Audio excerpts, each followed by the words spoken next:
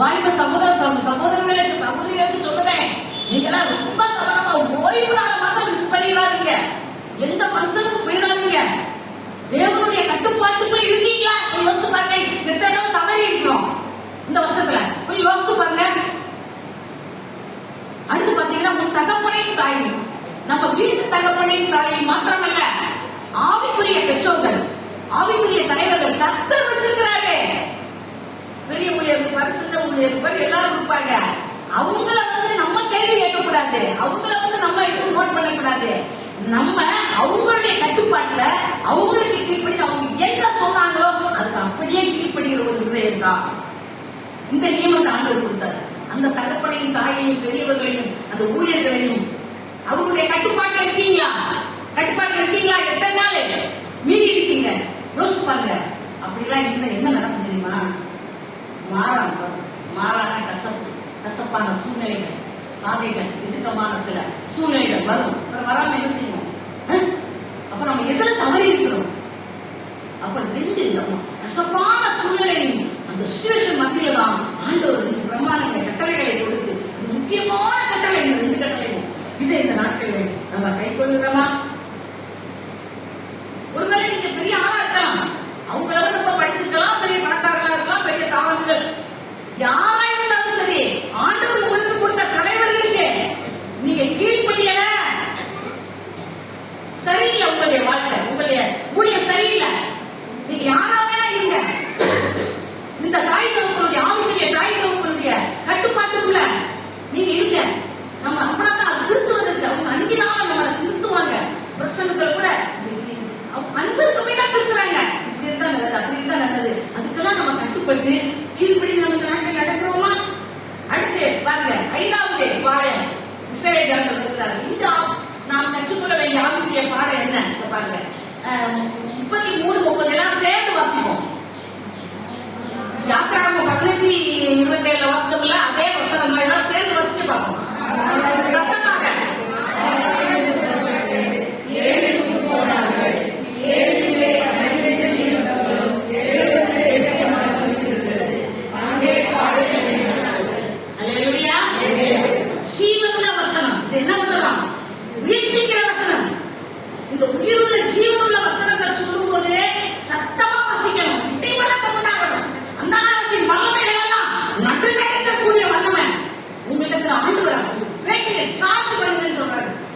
முதல்ல ஆண்டுடைய வார்த்தைய சத்தமா வாசிங்க. நான் குழந்தைக்கு தான் தெரியுவேன். எங்க தெருவில் சொல்லுவாங்க, சந்திரா பெரிய தெளிவு சொன்னாங்க, இந்த சந்திரா பெரிய உலகிலே பெரிய நீ பார்த்து சொல்லிட்டே போறேன். பைத்தியம் நம்ம கிறிஸ்துவே பைத்தியம் தான். அந்த உண்மையான ஆண்டவருடைய சாட்சி அதுதான்.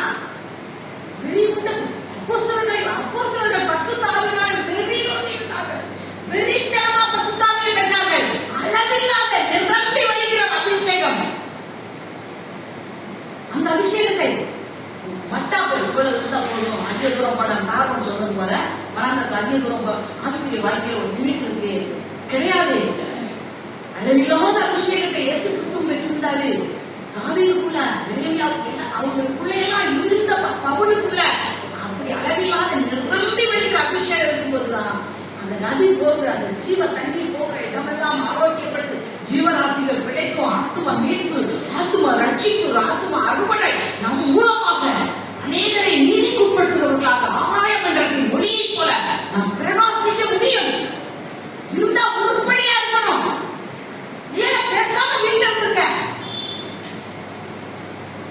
ஆண்டுடைய கண்கள் இன்றைக்கு அப்படிப்பட்டவர்களை தேடிக் கொண்டிருக்கிறது.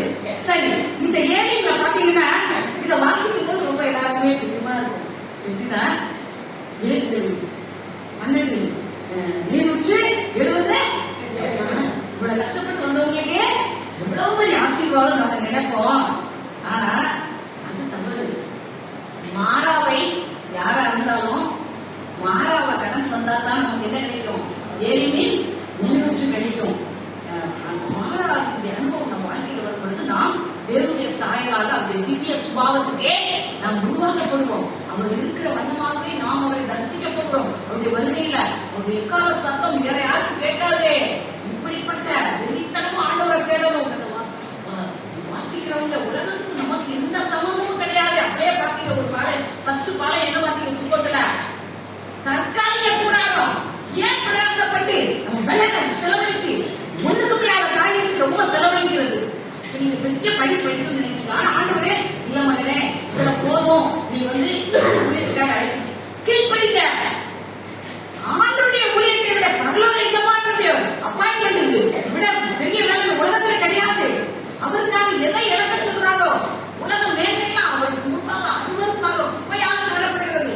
ஆனப்படினாலே இந்த நாட்களிலே கர்த்தர் நம்மை இருக்க விரும்புகிறார். அது மாத்திரமல்ல, மாறாவிலே அவர்கள் எப்படி கர்த்தரை முன்னிறுத்தார்களோ நம்முடைய வாழ்க்கையை கூட சின்ன சின்ன காரியங்கள் வரும் பொழுது இந்த நாள் நாம் முன்முழுக்காததுக்கு எச்சரிக்கையாக இருக்க கர்த்தர் நமக்கு சொல்றாரு.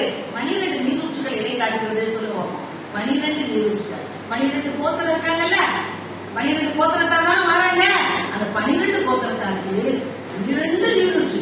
ஏன் ஒரு நீரூற்றை பரவச்சு தண்ணி ஊத்துக்கலாம்ல? ஏன் அப்படி செஞ்சாரு? சிந்திக்க வேண்டாமா? சிந்திச்சு பார்ப்போம். மற்றதுக்கெல்லாம் போல இருக்கு நமக்கு. ஒருத்தரை விட ஒருத்தர் ஞானமா இருக்கும், ஒருத்தரை விட ஒருத்தர் கெட்டிக்காரலாம். இப்படி எல்லாம் உலக ஞானம் உலகத்தினுடைய காரியங்கள்ல எவ்வளவு பிரில்லியண்டா இருக்கும். ஆவிக்குரிய வாழ்க்கையில எப்படி இருக்கணும் நம்ம அந்த இதுல செலவழிங்க. நீங்க 12 நீரூற்று அந்த 12 கோத்திரத்தாரும் அந்த வந்ததுனால ஆண்டவரு 12 கோத்திரத்தாருக்கு 12 நீரூற்று. அதுக்கு காரணம் என்ன? ஒரு நீரூற்றுல தண்ணி குடிக்கலாம்ல? கிடையாது. ஒவ்வொருத்தரையும் ஒவ்வொரு கோத்திரமா கர்த்தர் கரிசனையோடு விசாரிக்கிற ஒரு அன்புள்ள தேவனாக அவர் இருக்கிறார். அல்லேலூயா. 70 பேர் சொல்றாங்க. எந்த மாட்டாங்க இந்த 12 குடும்பம் என்ன செய்யறாங்க? இந்த 12 கோத்திரமும் 70 குடும்பங்களாக 70 சந்ததியாக மாறுமா? அப்போ ஆண்டவரே இந்த இடத்துல இந்த 12 70 எதற்காக வைக்கிறார்கள்? காரணம் நம்ம சிந்திக்கும் போது ஆண்டவர் யார் நம்மளை விசாரிச்சாலும் விசாரிக்காட்டாலும் ஆண்டவர் நம்மை விசாரிக்கிறார்.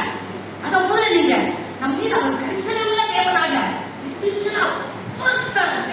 நினைக்கலாம். வீட்டுல ரத்தமா இருக்கப்பட்டவங்களா இருக்கலாம். தேவனுடைய பார்வையில நீங்க தான் விளையாடப்பட்டவர்கள். வசனம் அப்படி சொல்கிறது. இது தெரிஞ்சா நம்ம இப்படி இருக்க மாட்டோம், சந்தோஷமா இருக்கும். சூழ்நிலைகளை சூழ்நிலைகள் தாழ்வாள் அதை பார்த்து பயப்படாதீங்க. சூழ்நிலைகளுக்கு மேலாக ஆண்டவர் நின்று கொண்டிருக்கிறார். சூழ்நிலை காலங்களின் சமயங்களில் எல்லாவற்றையும் மாற்றுகிற தேவனாக அவர் நம்மோடு கூட இருக்கிறார். எல்லா கட்டளை போடுவோமா? ஹல்லேலூயா, ஹல்லேலூயா. ஒரு விசை கூட ஆண்டவரே உம்மை ஸ்தோத்திரிக்கிறோம். ஆண்டவரே ஹல்லேலூயா. யாத்திராகமம் 5ஆம் அதிகாரம் 27ஆம் வசனத்திலே ஏழையின் ஆசீர்வாதங்களை குறித்து ஆண்டவரே நாங்கள் இப்பொழுது சிந்தித்தோம். ஆண்டவரே ஹல்லேலூயா, ஹல்லேலூயா. முதலாவது அவர் எகிப்தை விட்டு புறப்பட்டது. நாங்கள் உலகத்தை விட்டு பாவத்தை விட்டு நாங்கள் ரட்சிக்கப்பட்ட தேவ ஜனங்களாக ஆண்டவரே நாங்கள் நித்திய கானானை பரம கானானை நோக்கி நாங்கள் சென்று கொண்டிருக்கிறோம். இதையெல்லாம் ஆண்டவரே இந்த ராமசேஸ் கோசே என்ற இந்த உலகத்தில் எங்களுக்கு என்னென்ன மேன்மையாய் காணப்படுகிறதோ, இந்த உலகத்தில் என்னென்னலாம் மனுஷன் பெரிய இதான் நினைக்கிறானோ அதையெல்லாம் இயேசுக்காக கிறிஸ்துவுக்காக நாம் இறக்கிறவர்களாக காணப்படுவோமா? ஒப்பு கொடுப்போமா? 100 மடங்கு ஆசீர்வாதங்களை அவருடைய நாமத்திற்கு நாம என்ன விட்டாலும் தெரியாது. கொஞ்ச நாளையில உங்க தலையை ஆண்டவர் அத்தனை பேர் மத்தியிலையும் உயர்த்தும் போது உங்களுக்கு சந்தோஷமா இருக்கும்.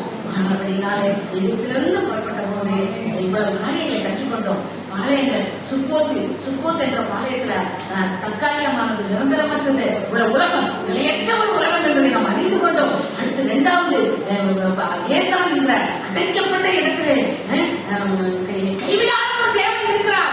எந்த சூழ்நிலை வந்தாலும், எப்படிப்பட்ட அடைக்கப்பட்ட நம் நம்பிக்கையற்ற எல்லாரையும் மறந்தாலும் நான் கர்த்தரை எனக்கு முன்பாக வைத்திருக்கிறேன் என்று சொல்லுகிற ஒரு அனுபவத்துக்குள்ளாக வர மாட்டீங்களா? 3வது பாளையம் விக்டோர், விக்கிரகங்கள், அசுத்த ஆவிகள், செய்வினை கட்டுகள், பொல்லாத ஆவிகளின் கிரியைகளுக்கு முன்பாக எதிராக பாளையம் இறங்கி செங்கடவை இரண்டாக தந்தவர் நம்மோடு கூட இருக்கிறார். அவர் நமக்கு செய்வதற்காக 4வது 6வது கர்த்தர் நம்மை கொடுப்பது நமக்கு கற்றுக் கொடுத்தார் அல்லவா? அங்கு ஓய்வு நாள் தேவனுடைய கட்டுப்பாட்டில் ஆவிக்குரிய பெற்றோர்கள் நம்ம உலகப்பிரகாரமான தாய்கள் பற்றி செய்ய வேண்டிய கடமைகளை மற்றவங்க பார்க்கல, ஆண்டுடைய கண்கள் பார்த்துக் கொண்டிருக்கிறது.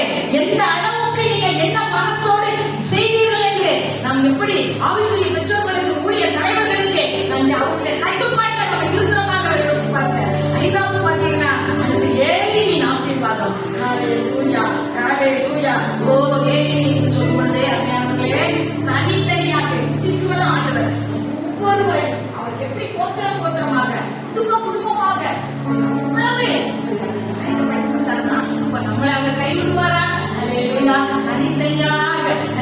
விசாரிக்கிறவராக அவர் இருக்கிறார். ஹல்லேலூயா. தேவன் உண்டு, என்னை விசாரிக்கும் தேவன் அவர், எனது மேலாக இருக்கின்றவர், என்னை விசாரிக்கும் தேவன் அவர், எனது மேலாக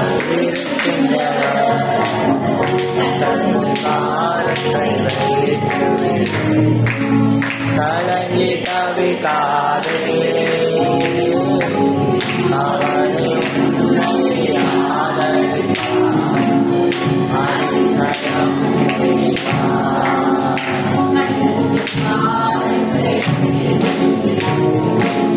கலங்கி தவிக்காதே, அவனை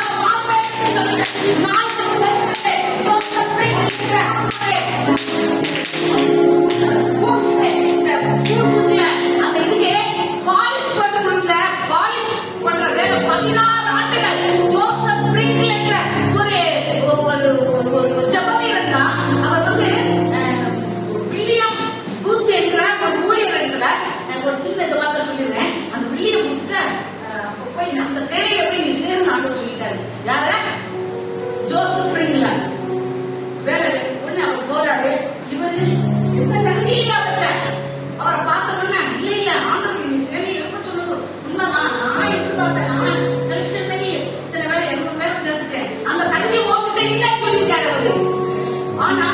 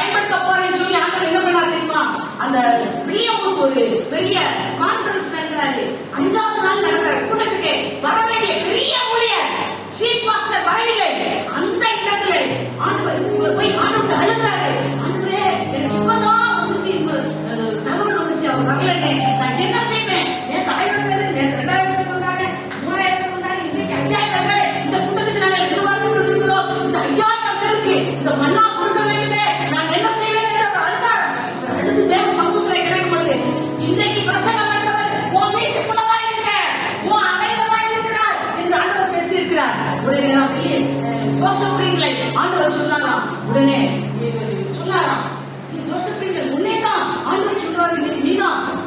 உடனே அவர் என்ன சொன்னாரு? கத்த சொல்லிட்டாரா? கத்த சொன்னாரா? கத்த பேசினாரா? அப்ப நான் ரெடி, அப்ப நான் ரெடி. அவ்வளவு தெளிவா உடனே மேடையில ஏறி ஜெபந்தான் பண்ணாரு.